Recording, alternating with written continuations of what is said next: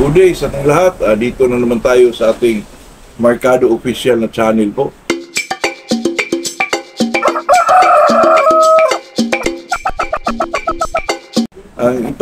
Bago tayo mag-umpisa mga kaibigan, ay shoutout muna tayo kay Arnold Mirapintes, Rico Rosales, John Servano, Green Hill, San Fernando, Cebu, Hilmar Padilla, Ricky Gulubkin, CTF Golden Friendship, Cagayan de Oro po, Rodel Midaldia, Michael Enriquez, Chichard Villaros, Negros.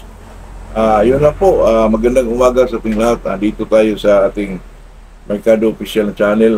Salamat ako sa inyo na sinubaybayan niyo po ang channel na to. At saka salamat sa nag-subscribe. Ito'y malaking pasalamat ko sa inyo kasi wala naman itong bayad. Talagang nagpapasalamat po. Kahapon mga kaibigan, bumili tayo ng incubator pangdagdag sa ito'y 54-seaters lang po at saka 54 na hot-share mga kaibigan. Isa lang at saka itong ating DIY na medyo marami-rami na yan kung mag-ano sila baka makaproduce kayo dyan ng mga sandaan po. Hindi lang siguro baka 70, 60 okay na yun. Tapos may mga second batch pa. Medyo marami-rami rin yun mga kaibigan. Pero sa atin naman talagang gawin natin yung lahat para maganda yung resulta po. Yan naman talaga ang goal natin po, healthiness ng isang manok. Ang pag-usapan natin mga kaibigan ay itong alin ba ang magandang katawan ng manok? Ito bang matigas o malambot? Pag-usapan natin ito mga kaibigan.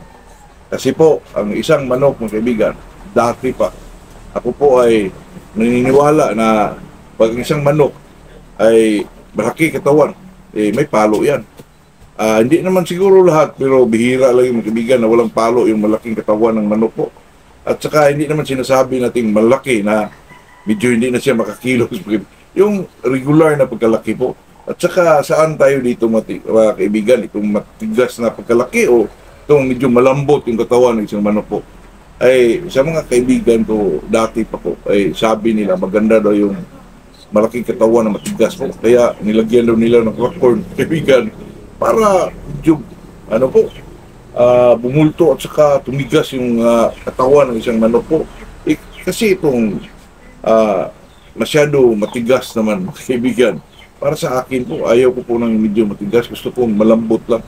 Yung medyo, ang reflexes ng isang manok ay kung ano man yung palo na gawin niya, ano man yung bato ng kanyang palo, ay talagang ma-achieve niya yun, mga kaibigan.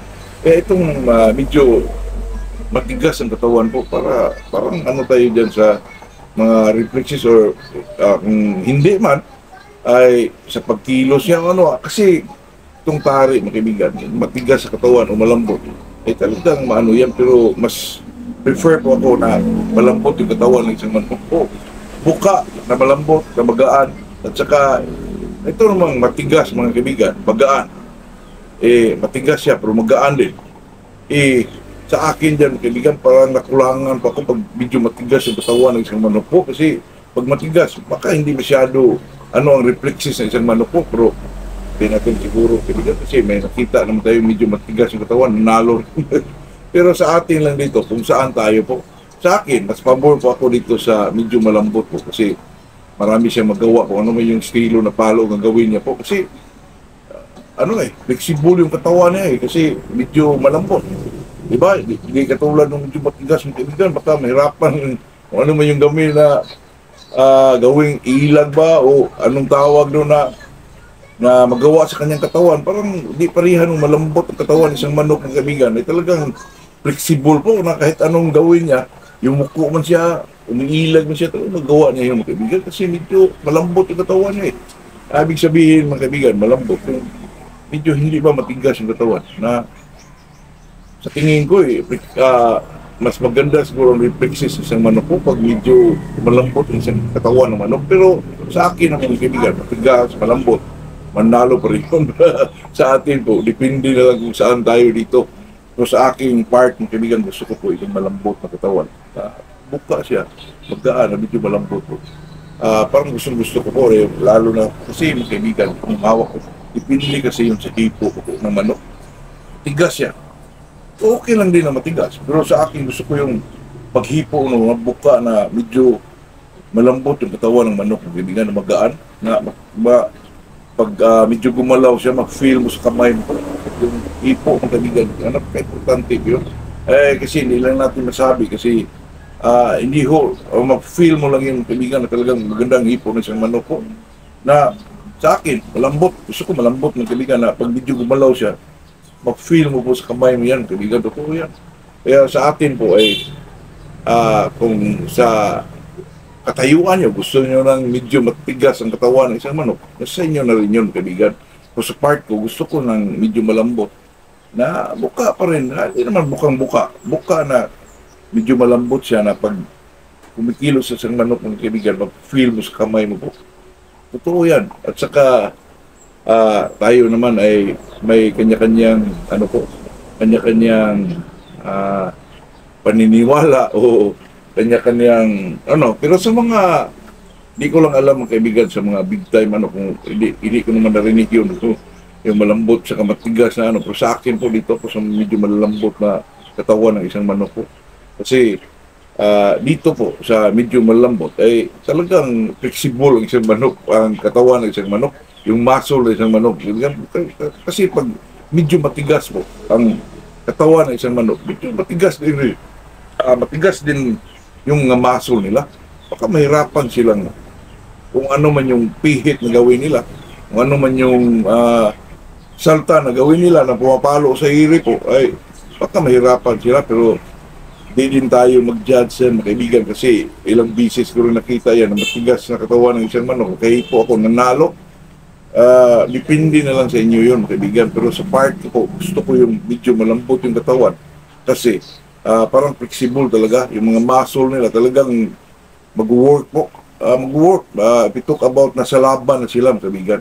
Kaya sa atin dyan, depende na lang sa pakiramdam mo po kung saan kayo hiyang. Pero sa akin, doon ako sa medyo malambot po kasi alam nyo na, itong magmamano ka, ay observe or iyan talaga ang susi, mga kaibigan, yung mag-obserba ka sa lahat ng bagay tungkol sa pagmamanok.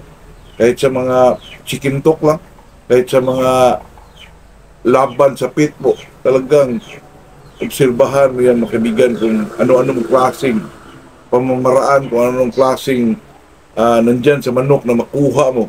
Obserbahan mo yan, baka makatulong lang yan sa iyo pagdating ng panahon po. Kasi itong pagmamanok, mga kaibigan, maraming mga magmamanok din na medyo talagang nag-stick din sa kanilang paniniwala po. Totoo yan. At saka tayo naman, lalo na tayo mga dito sa baba po, mga gilid-gilid, walang nga pira. Obserbahan din natin yan kasi malaking mawala sa atin, malaking bagay na mawala sa atin, lalo na pag matalo tayo. Kasi pira ang doon, mga kaibigan. Kaya sa akin, gusto ko enjoyment lang, pantanggal stress bilang isang human being. Maganda talaga yung daloy ng ating pag masaya tayo, walang sa buhay po, walang stress. Kaya yun lang po, mga kaibigan. Gusto ko happy tayo palagi. Good morning sa ating lahat po.